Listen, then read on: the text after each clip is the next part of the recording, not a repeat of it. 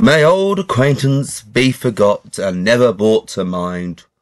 Should old acquaintance be forgot and the days of old lang syne. If I have timed this right, this video should come out at exactly midnight. New Year's Eve / New Year's Day, the 1st of January, 2024. Hello there. I'm back.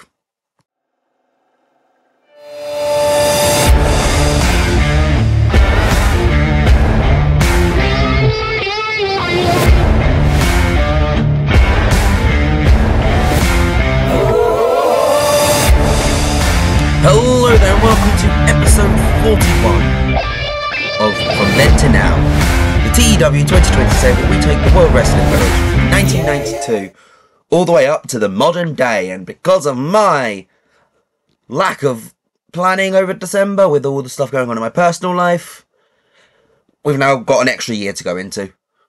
Great. More stuff to catch up with.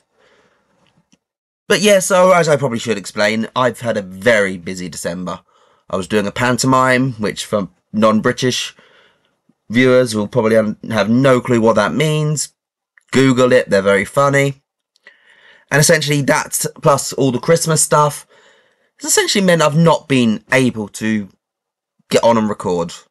But we are back now, and this year is going to be a big year. We're going to try and get as many years done as possible. I don't want to be stuck in the early 90s by the end of this. I want to be in 95, 96 by the end of this year. That is my challenge. I don't know if we'll do that, but let's see. So make sure, if you're new around here, to hit that like button. It helps boost the video, and subscribe for what's going to be a big year of TEW 2020 content. We've got an episode of Superstars here. One of the second Superstars post SummerSlam. As we continue the storyline with the New Horsemen. We revealed the 4th member last week as Mr. Perfect Kurt Hennig. I'm excited for this. I hope you guys are too. Let's get right into it. And ladies and gentlemen, your opening match is a battle royale to determine the 8th slot in the International Television Championship Tournament. Gets a 76 rating. I believe we've got a couple of tournament matches on the show, plus this one. But I'm excited for this. This is going to be a fun little tournament. And the 10 people we use: Barry Horowitz, Giant Haystacks, Crush, IRS, Jerry Sags, John Nord, Repo Man, Lex Luger, Rick Martel, and Satoshi Kojima. Your final 4 being Kojima, Horowitz, Luger, and Crush. But essentially, Barry Horowitz is given the most eliminations over the course of the match. That actually wasn't planned. That's the game doing that. But the big thing is that the final 3 are Horowitz, Luger, and Kojima. And Horowitz and Luger are brawling in amongst themselves with the whole Horseman stuff from last week. And Kojima ends up tossing both of them over the top rope, putting Satoshi Kojima of Fujigun into the 8-man tournament for the International Television Championship.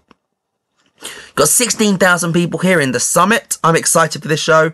It's a sold out crowd. Hope you guys enjoy it. So we get Bret Hart and Yokozuna having a face-to-face. They sort of started a little rivalry last week. But they get interrupted by Ric Flair, who comes out and is like, "Whoa, hold up. Yoko, you're the WWF World Champion. You should be fighting the best of the best. And yet, here you are, Bret Hart. We know Bret Hart's not the best of the best, because I beat him. I beat him at SummerSlam. Why I should be the one going for that WWF World title. The title which I shouldn't have lost at WrestleMania. Hulk Hogan screwed me at WrestleMania. It's my time. I deserve that title. And you don't get to put the person who I beat in front of me in the queue. It's a 100 rating. Flair's a great promo. We know this. And Bret's a great promo in this game as well. Our first tournament match sees Dr. Death Steve Williams defeat Tatanka. Just over 12 minutes. It's the backdrop driver. Tatanka is sliding down my card. It's a good little win for Williams. I mean, we know he's not getting the tag title shot at Saturday Night Main Event, so we might as well put him in this tournament. Because he brings out banging ratings every single time, and 88 is phenomenal. Hogan cuts a promo. And he's sort of sitting in a room backstage. Lights aren't really turned on. You can just it's just dimly lit enough so that we can see his face, though his voice is enough to tell us who it is. And he just goes, "Without my title, what is Hulkamania?" My first title reign went for 4 years. And that was brilliant. I was the guy. Ever since then, my reigns are getting shorter and shorter. People never used to be on the Hulkster's level. Hogan used to be the guy. It took Andre the Dark Giant cheating to get the title off me first time. Ultimate Warrior was the only person who was able to beat me second time. And now, The Undertaker cheated to get the title off me for the third time. And now the fourth time, I just lose. Yokozuna, the Giant, just beat me, and I wasn't able to conquer the Giant like I always do. What does Hulkamania look like in the 90s? And Hogan just walks off. We're doing something fun with Hogan, because Hogan, at this point, was a very one-note character, which I hate. I hate booking one-note characters. I love having my characters have depth. I love them having character, essentially. And Hogan didn't really have that. So we're going to try and give it to him. Gets a 100 rating. Good promo.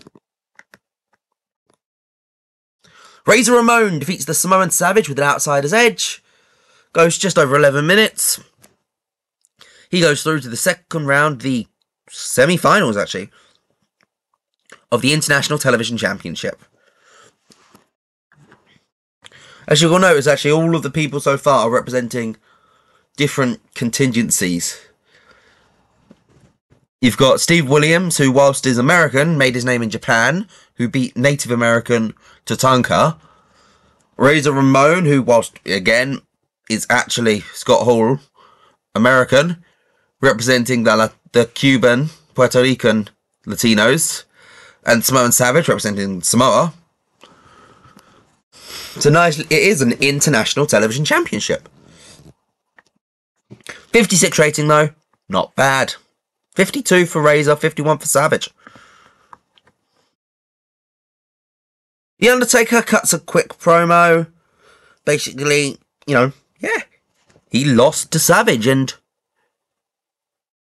it's devastating. He told Savage he made a promise that he was going to beat Savage, and he broke that promise. There will be vengeance. There will be revenge. You don't get to cross the Undertaker and make it out of it alive. 100 rating. Can you tell that I hadn't prepped for this promo as much? I think this was one of the things I booked straight after I recorded the last episode, which was a while ago. Cactus Jack defeats Earthquake in a match which completely goes against what I was saying about the International Flair. Double arm DDT goes 10.5 minutes. 76 for Jax, pretty good. That's the sort of level I expect for this title. So I'm thinking Jax might be the person to win this. He's probably the favourite if you look at the 8 men. But I guess a 74, double arm DDT, Cactus Jack picks up the win. Big Boss Man comes out. He's got a tag team match against the Hart family. And he essentially asks Typhoon to team with him. He knows the Natural Disasters have had their history with the Hart family, especially specifically the Nasty Boys, over the course of this year. So essentially he's saying, hey, look, Earthquake's already got a match tonight. Do you want something to do tonight? You can team with me and take on the Hart family. And Typhoon, yeah, accepts. And it gets a 71 rating, as the Mountie and Carlulette pick up the victory over Big Boss Man and Typhoon, when the Mountie makes Typhoon tap out to the Quebec Crab. The Mountie, head and shoulders above everyone else, an 83 compared to 65 Boss Man, a 44 Typhoon, and a 36 for Carlulette. Nice, as we let this feud keep simmering on. Sergeant Slaughter is back. And it's for the first time we're actually letting both Slaughter and Jacobs cut promos. Slaughter comes back and he's essentially saying, you know what, Jacobs, yeah, you are a monster. You are massive, you're a giant in this industry. And you have all of the potential in the world. But you don't have one thing. You don't have the brain. You are not smart enough to make it right now. And I was trying to help you. This entire boot camp was set up to try and help people like you. People who were ready, but not quite there. You have all of the physical attributes to be a future world champion. But you don't have the mentality for it. You don't have the smart knowledge. You don't have the ability to know how to pin, where you're going to get the wins from. You can't just beat everyone to death. There's brains in this. And that's what I was trying to give you, and you've thrown it back in my face. And Jacobs just grabs the mic of him. Old man, what makes you think I care about winning? I won this tournament, didn't I? I proved I can win. But I don't want to win against you. Because you called me a maggot for 6 months of this year. I was nothing more to you than a pawn. And look at me. And look at you. You are nothing. You're an old man has-been who wasn't even that bloody good in his prime. Say it's not, you say, I don't have the mentals for it. I don't need the mentals for it. You're getting on, old man. I'm just going to speed up your ticket to the grave. Jacobs drops the mic, or just shoves it back in Oakland's chest, and walks off to the back. And Oakland turns to Sergeant and says, Sarge, you promised the winner of this tournament a match. Is there any part of you that is regretting that decision?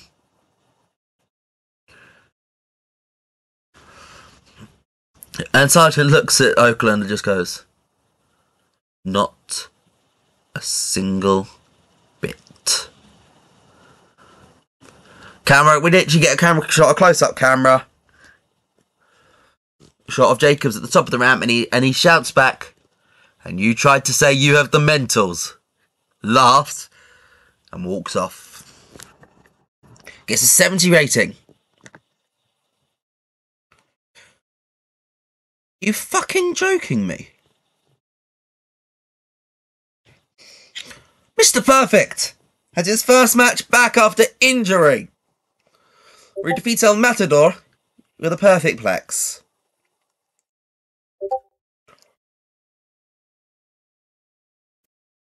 And well, Mr. Perfect sustains a dislocated shoulder. Great! It's a 66. How? Tito, what did you do? A 66 rating, yep. Perfect's injured again. I hope this isn't a bad one. Yeah, I know that, Pat. No heat, though. And then we cut backstage where the rest of the horsemen are there. And it's basically it's implied that, oh, we're about to close off the show, but there's something going on backstage. And we see Flair, Luger and Michaels orchestrating a massive beatdown on Bret Hart. They're just pounding him down, beating him out. Pounding him out, beating him down. Other way around. And Bret Hart is just laying there. Bloody, bruised, and unconscious. And Flair just looks at the camera. Says, "Yokozuna! I'm next." Gets a 100 rating. Great stuff. And what do we get overall?